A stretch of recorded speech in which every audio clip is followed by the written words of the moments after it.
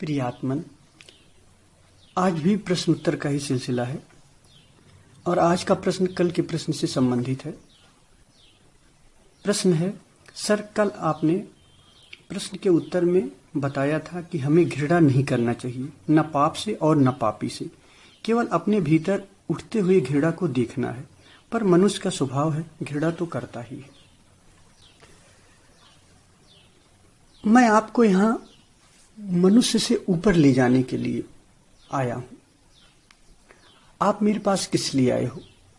आप group join किए हो, आप साधना कर रहे हो, तो क्या आप ये चाहते हो कि आप मनुष्य के ही स्वभाव में रहो? आप मनुष्य से ऊपर नहीं उठना चाहोगे। दरअसल मनुष्य तल एक चौराहा होता है।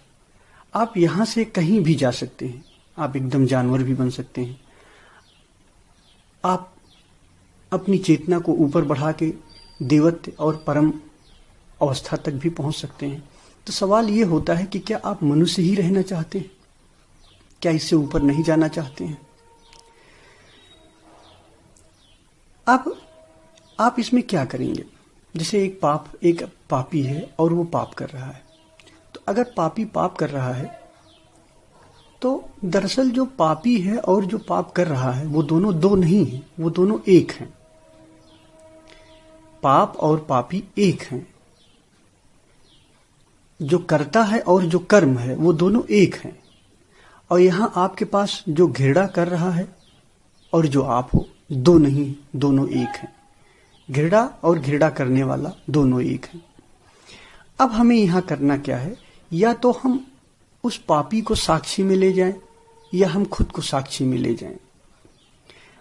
तो हमारे लिए आसान क्या है भाई? दूसरे को, एक पापी है उसको हम साक्षी में ले नहीं जा सकते क्योंकि अभी हम खुद ही साक्षी नहीं है, खुद ही अभी हमारा साक्षी नहीं पैदा हुआ है। तो एक ही ऑप्शन बचता है कि हम खुद को साक्षी में ले जाएं। हमारे भीतर अभी जो हम घृणा करते हैं और जो घृणा है अभी दोनों एक है। तो अभी हमें खुद के साक्षी को पैदा करना है। और जब आपका खुद का साक्षी पैदा हो जाएगा तो आप दूसरों को भी साक्षी में ले जा सकते हो। क्या पता आपकी उपस्थिति में ही उसका रूपांतरण हो जाए, उसका पाप तिरोहित हो जाए, वो पापी पुण्यात्मा हो जाए। दरअसल हम सुधारने की बहुत जल्दी रखते हैं। हम सोचते हैं कि हम समाज का सुधार करने लग जाएं, लेकिन समाज का सुधार करना इतना आसान नहीं है। अगर आप सुधर जाओ, हो सकता है कि आपके प्रभाव से समाज भी सुधर जाए। हो सकता है कि समाज आपको देख के अपने अंदर रूपांतरण लाए। तो हमें खुद पे काम करना है। और हमारे हाथ में है क्या? हमारे हाथ में ये नहीं है कि हम दूसरा, अब एक पापी है, पाप कर रहा है, तो अब ये तो मेरे हाथ में नहीं है कि वो पुण्य करने लग जाए। लेकिन मैं घृणा कर रहा हूं, अब घृणा को विसर्जित करना ये मेरे हाथ में। तो मुझे अपनी घृणा को विसर्जित करना है, अपनी घृणा को देखना है, स्वयं को देखना है। उस उठती हुई जब हम घृणा को देखेंगे तो वो घृणा विसर्जित हो जाएगी। लेकिन अगर घृणा को नहीं देखे तो हम घृणा ही हैं, एक घृणा एक पापी, फिर दोनों एक दूसरे में। उसमें क्या आप कर सकते हो? कुछ नहीं कर सकते हो। फिर आपने आगे लिखा है कि परमात्मा ने भी तो पापियों का विनाश किया है। तो वही तो मैं भी कह रहा हूं कि परमात्मा को प्रकट होने दो। अभी आप तो हटो बीच से, अभी तो आप मौजूद हो ना। अभी परमात्मा को प्रकट होने दो। जब आपका परमात्मा प्रकट हो जाएगा तब वो देख लेगा उसको क्या करना है। उसको पापी का विनाश करना है कि पापी को रूपांतरित करना है, वो कर लेगा। अभी जब तक हमारे भीतर परमात्मा नहीं प्रकट हुआ है तब तक हमारे भीतर हमें ऐसी व्यवस्था करनी है कि परमात्मा प्रकट हो। दरअसल हमें काम कहां करना है, हमें इस पे देखना है। हम दूसरों पे काम नहीं कर सकते, हम खुद पे कार्य कर सकते हैं। तो हमें खुद से शुरू करना है कार्य करना। भगवान बुद्ध थे, एक अंगुलमार बहुत बड़ा डाकू था जिससे पूरा पूरा गांव डरता था, दहशत में रहता था गांव। लेकिन भगवान बुद्ध के सामने जब आया तो उसकी हिंसा तिरोहित हो गई, उसका रूपांतरण हो गया।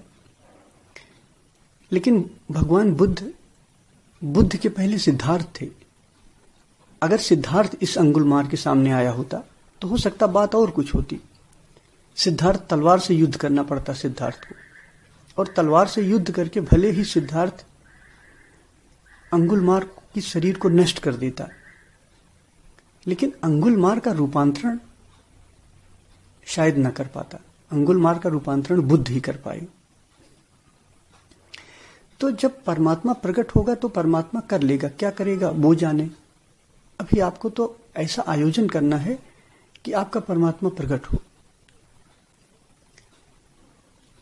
नहीं तो अब सिद्धार्थ को तलवार से लड़ना पड़ता, बुद्ध बगैर तलवार के लड़ दिए, उनकी मौजूदगी में ही उसका रूपांतरण हो गया। आपने ये भी सुना होगा कि अगर बुद्धों के हाथ या भगवान के हाथ जिन लोगों की मृत्यु होती है, जिन राक्षसों को मृत्यु होती है, तो वो उनको जो है उनकी अच्छी गति हो जाती है, वो वैकुंठ पहुंच जाते हैं। आपने ऐसा सुना होगा। आपने सुना होगा कि राम ने रावण को मारा तो रावण का रूपांतरण हो गया, रावण भी भगवान के धाम में पहुंच गया।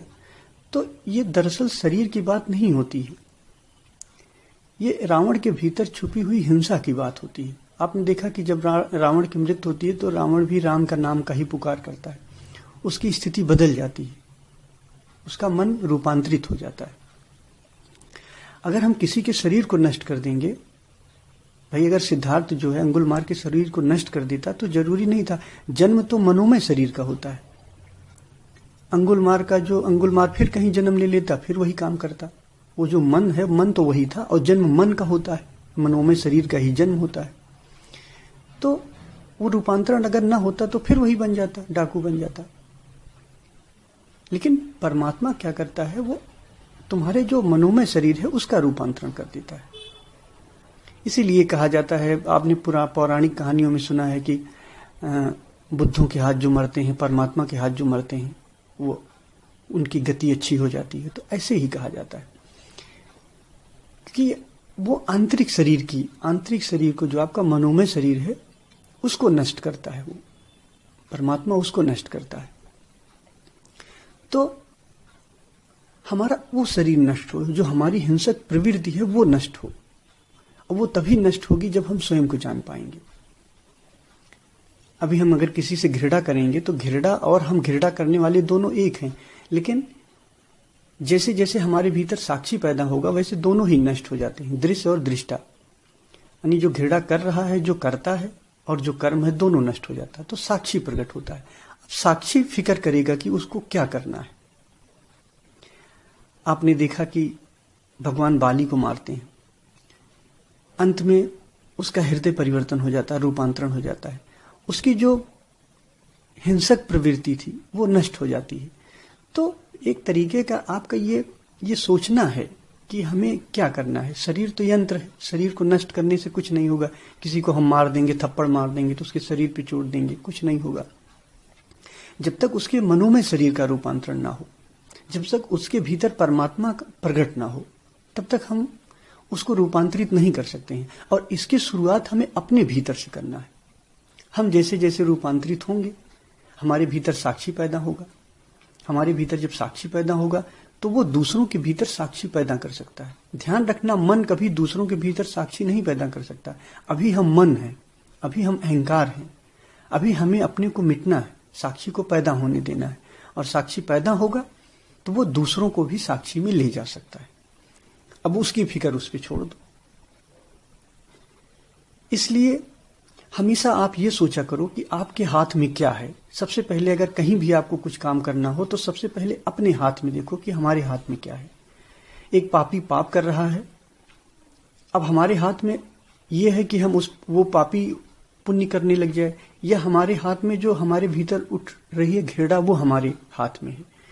तो जो हमारे हाथ में है हमें काम वहीं से शुरू करना है। और ध्यान रखना, हमें हर काम अपने भीतर से शुरू करना है। हम बाहर उलझे रहेंगे तो उलझे ही चले जाएंगे। इसलिए इसका ध्यान रखें और साधना करें। आज इतना ही, धन्यवाद।